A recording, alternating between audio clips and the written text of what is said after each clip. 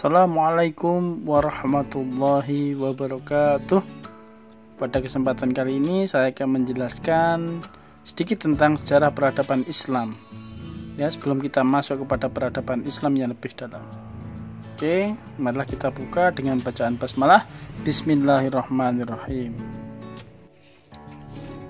Kata sejarah atau kata sejarah berasal dari bahasa Arab, yaitu sajaratun, yang artinya adalah sebuah pohon. Apabila digambarkan secara sistemik, sejarah hampir sama dengan sebuah pohon. Dia memiliki cabang, ranting, bermula dari sebuah bibit, kemudian tumbuh berkembang, lalu layu dan tumbang. Demikian pula peristiwa-peristiwa yang terjadi dalam sejarah peradaban Islam yang mengalami masa pertumbuhan, masa perkembangan, lalu masa kemunduran, dan juga masa kehancuran. Adapun secara terminologi, kata sejarah itu berarti keterangan yang telah terjadi di kalangannya pada masa yang telah lampau atau pada masa yang masih ada.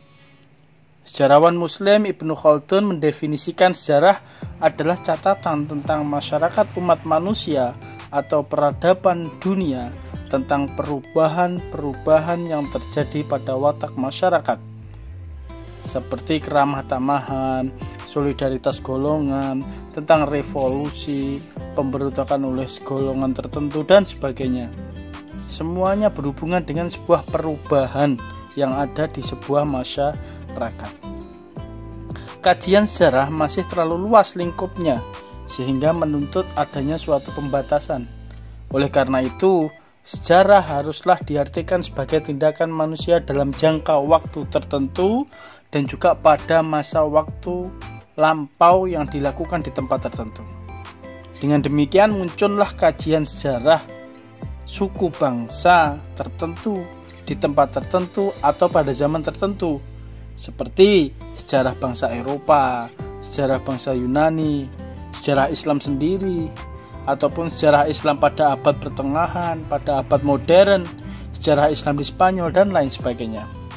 Dengan demikian, pengertian sejarah peradaban Islam secara umum itu adalah keterangan mengenai pertumbuhan, perkembangan peradaban dari satu waktu ke waktu yang lain, sejak zaman lahirnya Islam sampai sekarang. Nah, ada 3 langkah untuk mengembangkan peradaban Islam itu sendiri ya. Ketika kita berbicara tentang peradaban Islam, maka ada 4 langkah. Mohon maaf, itu adalah ada 4 langkah ya. Apa saja? Yaitu pertama yaitu konstruksi. Artinya apakah sejarah yang berlaku dahulu yang masih berkaitan itu disusun, dipahami, dihayati, dan juga dicerna. Itu akan mampu mengembangkan sebuah peradaban Islam. Yang kedua yaitu interpretasi. Artinya sejarah yang berkaitan dengan yang masih berlaku ini apakah masih dapat dijadikan pedoman dan apakah masih perlu dikembangkan atau perlu dihilangkan. Nah, adapun yang ketiga yaitu transformasi. Itu artinya bahwa sejarah perlu ditransfer dan dikembangkan agar mampu mengisi tuntunan globalisasi. Jadi ada sebuah transformasi di sana. Yang selanjutnya yaitu rekonstruksi. Artinya melakukan konstruksi ulang secara runtut dan sistematik agar ada keserasian dan kesesuaian dengan zaman bahwa tuntutan global hendaknya mampu menyediakan model peradaban Islam dengan tujuan mampu menghadapi masalah lokal dan global. Selanjutnya kita akan berbicara tentang hubungan kebudayaan dan peradaban. Peradaban Islam adalah terjemahan dari kata Arab, yaitu al-hadarah al-islamiyah. Kata Arab ini sering juga diterjemahkan ke dalam bahasa Indonesia dengan kebudayaan Islam. Ya, kebudayaan Islam pun sendiri itu sebenarnya juga dari bahasa Arab. Apa itu? Ats-tsaqafah al-islamiyah. Ya. Keduanya memang sedikit identik, tetapi ada perbedaan. Di Indonesia sebagaimana juga di Arab dan di Barat, masih banyak orang yang mensinonimkan antara kata kebudayaan, ats-tsaqafah, culture, dan kata peradaban al-hadarah atau civilization.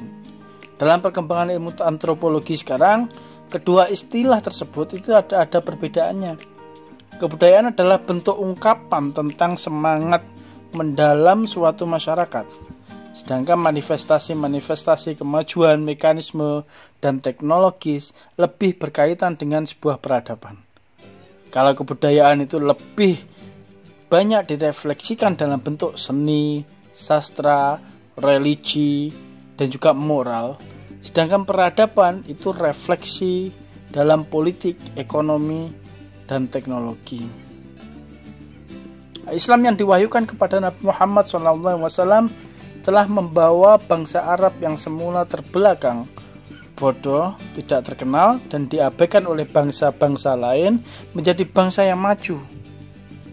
Ia dengan cepat bergerak mengembangkan dunia, membina satu kebudayaan dan peradaban yang sangat penting. Artinya dalam sejarah manusia hingga sekarang. Bahkan kemajuan Barat pada mulanya bersumber dari peradaban Islam yang masuk ke Eropa melalui Spanyol.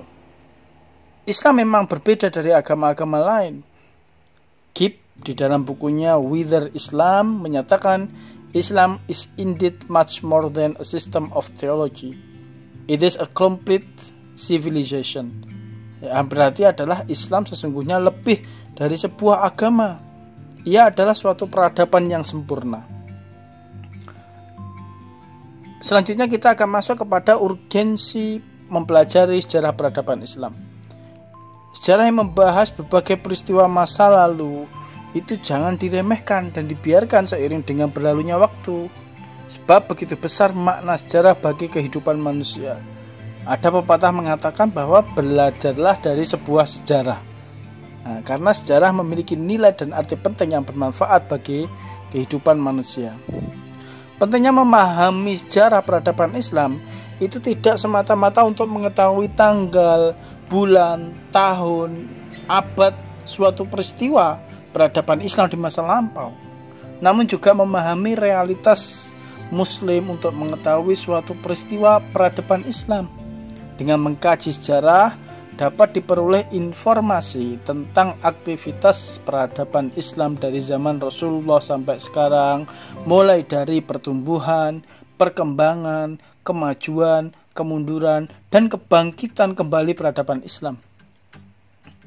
Dari sejarah dapat kita ketahui juga segala sesuatu yang terjadi dalam peradaban Islam itu dengan segala ide, konsep, konstitusi, sistem dan juga operasionalnya yang terjadi pada dari waktu ke waktu. Bahkan pada zaman dahulu pun kita juga akan mengetahui ide, konsep, sistem operasionalnya yang terjadi di masa lampau itu seperti apa. Jadi sejarah pada dasarnya tidak hanya sekedar memberikan romantisme, tetapi lebih dari itu. Ia merupakan refleksi historis. Mempelajari sejarah peradaban Islam juga dapat memberikan semangat back projecting theory untuk membuka lembaran baru dan mengukir kejayaan atau kemajuan peradaban Islam yang baru dan lebih baik. Dengan sejarah kita akan menjadi orang yang lebih baik daripada sebelumnya, memberikan cahaya baru dari sebelumnya yang terlihat gelap.